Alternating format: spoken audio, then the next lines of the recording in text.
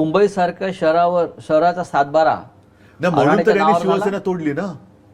आता तुमच्या लक्षात येईल की शिवसेना जी मुंबईसाठी कुठे तडजोड करणं शक्य नाहीच आहे, ती शिवसेना तुम्ही तोडायचा आणि चोरण्याचा आणि संपवण्याचा प्रयत्न एवढ्यासाठी केला.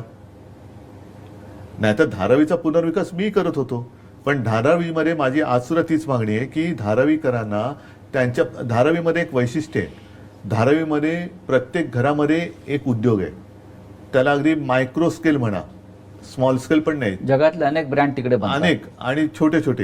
त्यांना उद्योगासह त्यांना राहतं घर तिकडेच द्या.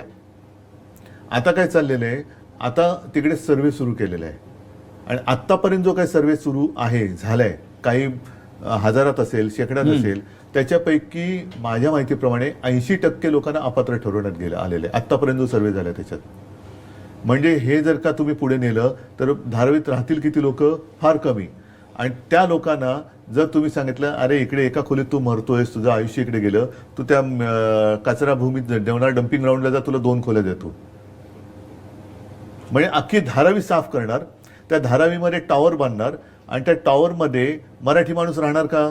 आणि त्याच धारावीच्या बाजूला जे बांद्रा कुर्ला कॉम्प्लेक्सची जागा आहे तिकडे अहमदाबादला जाणाऱ्या बुलेट ट्रेनचं स्टेशन, हा निवड योगायोग समजायचा का?